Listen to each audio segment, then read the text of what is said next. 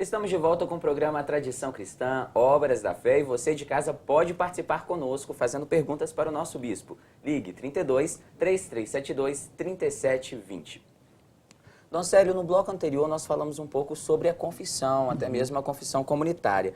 Uma dúvida que muitas pessoas têm é com relação à comunhão, porque no caso a pessoa tem algum pecado um pouco mais grave, ela deseja, opta-se por confessar comunitária, ela tem o direito de comungar? Ela pode comungar ou não?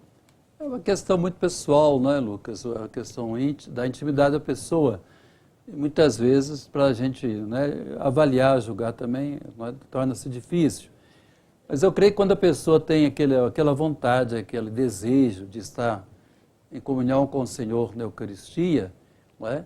Que ele também tem essa abertura de acreditar na misericórdia de Deus. Não é? O próprio Jesus Cristo, no seu ensinamento, ele bateu muito de frente, digamos assim, com os mestres da lei, com os escribas, com os fariseus, que às vezes eram muito legalistas. Então nós temos também que perceber isso. É evidente que uma pessoa que está com a consciência, que ele cobra alguma coisa, seria bom conversar certamente com o sacerdote e não fazer uma comunhão sacrílega, né, como nós falamos. Não é? Mas que a pessoa então realmente cuide de observar, né, se ela tem realmente uma dúvida muito grande, procurar, né, de fato, um dos nossos sacerdotes para esclarecimento maior. Né? Mas sempre a gente deve perceber isso. Deus é misericordioso e também, né, entender que o sacerdote, ele está também em nome de Deus e da igreja para perdoar os pecados.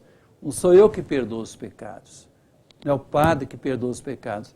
É Deus que exerce o serviço da misericórdia através do ministro ordenado. O bispo é um ministro ordenado para, o padre é um ministro ordenado para, em nome de Deus da igreja, perdoar, né, aquele que se acha em pecado.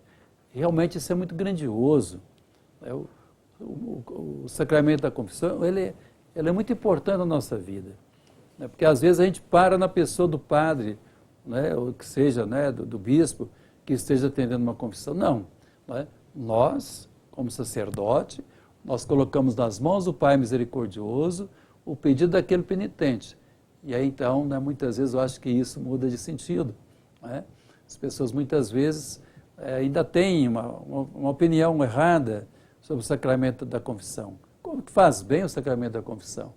Como que eu sinto realmente que faz bem quando a pessoa vem com toda humildade, com toda franqueza, ela vai relatar a Deus através, então, do sacerdote, a sua vida. E nós, então, em nome de Deus também, vamos acolher. Vamos ser o bom pastor, vamos ser o pai daquela parábola do filho pródigo, que acolhamos, assim, aquela pessoa, né, que se dirige ao confessionário para criar uma alma nova, uma vida nova.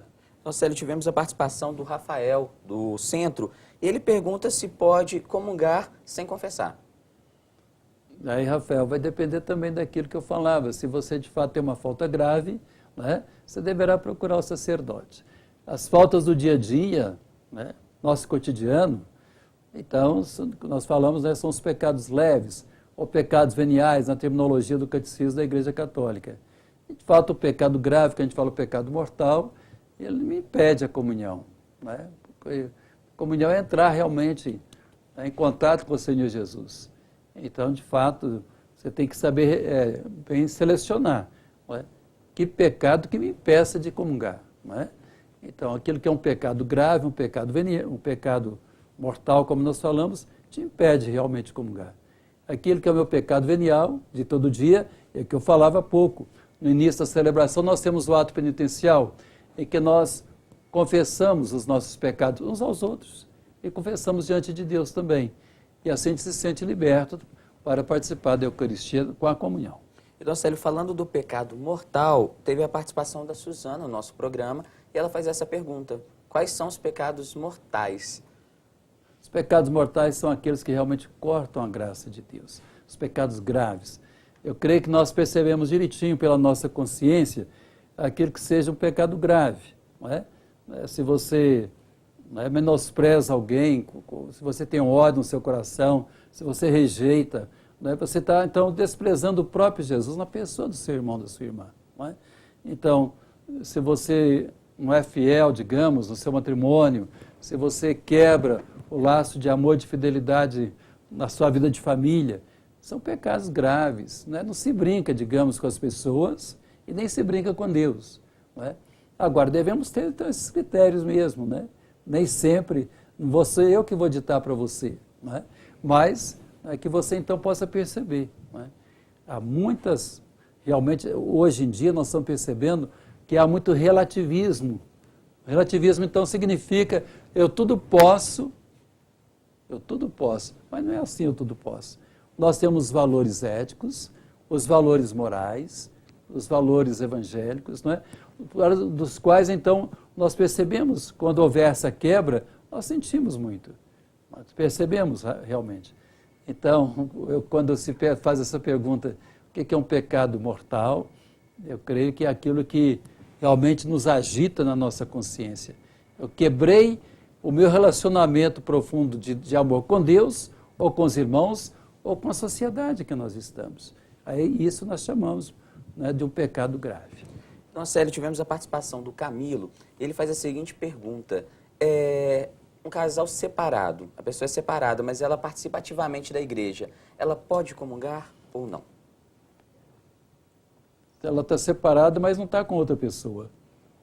Tem que distinguir isso, né? Se ela está num segundo casamento, de fato, ela tem que ter uma orientação da igreja. E nós sabemos claramente a posição da igreja sobre isso. Não é? O Papa João Paulo já falava sobre isso, o Papa Bento XVI retomou e agora o Papa Francisco também. Não é? A questão, quando a pessoa está no segundo casamento, não é? Então ela está impedida de participar da Eucaristia, da comunhão. Agora, nós estamos nos preparando para o sínodo sobre a família em outubro. E essa é uma questão levantada em todas as dioceses do mundo, porque o Papa recebeu sugestões de todas as dioceses sobre essa questão. Quais são os problemas mais sérios hoje que atingem a família humana? E uma questão pastoral séria é esta, e que nós esperamos talvez algum encaminhamento, olhar talvez caso por caso, e assim julgar melhor essa situação. Dona Célia, tivemos também a participação da Eliane do Tijuco, e ela faz a pergunta, quem não casou pode comungar? Quem não casou, mas que está junto com outra pessoa, tem que entender, né? Deve ser isso.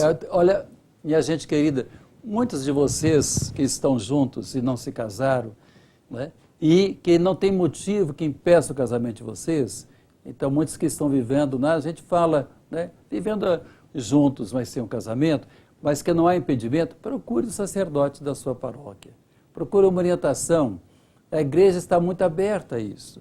Não é? Os casais que estão juntos e que não podem se casar na igreja por algum motivo, talvez um tenha casado, talvez o outro não, talvez algum motivo assim que impeça, de fato também tem que ter uma orientação. Agora, é muito importante isso, né, que nós entendamos o que significa a comunhão espiritual.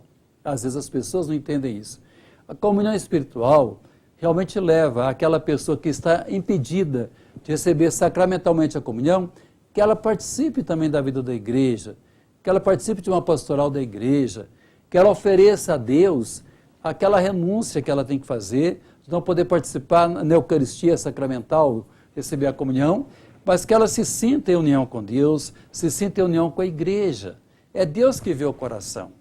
E muitas vezes, então, vocês fazem essa pergunta para o bispo ou para o padre, eu posso comungar mesmo estando convivendo com outra pessoa? Não é? Essa pergunta você tem que fazer para você mesma e para você mesmo, não é? Porque tem alguma coisa que está te incomodando. Se você faz a pergunta, é porque você está te incomodando.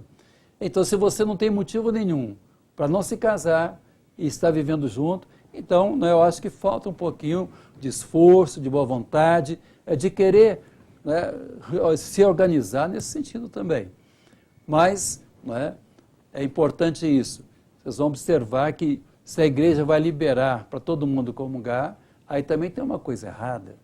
Porque aqueles, então, que fazem o esforço, como casais, de viver o sacramento do matrimônio, não é? Se sentem nivelados, não é? Então não é assim. Então a prática da igreja, eu creio que é muito sábia, a igreja orienta, olha, quem está em pecado, de fato, pode receber a comunhão. Agora, não se sintam excluídos do amor de Deus, por favor, não é? Não se sintam afastados da nossa vida de igreja. Há muitas maneiras de você, então, espiritualmente estar ligado em comunhão com a igreja. É isso que nós falamos da comunhão espiritual. E, Dom Célio, tivemos também a participação da Adelina. Ela ligou parabenizando o nosso programa e principalmente as palavras do senhor que está conduzindo todo esse programa, explicação para muitos telespectadores do nosso programa. E agora nós vamos para mais um breve intervalo e você de casa está convidado a participar conosco através do 32 3372 3720. Faça também sua pergunta, tire sua dúvida com o nosso bispo Dom Célio de Oliveira Goulart. O tema de hoje é a fé.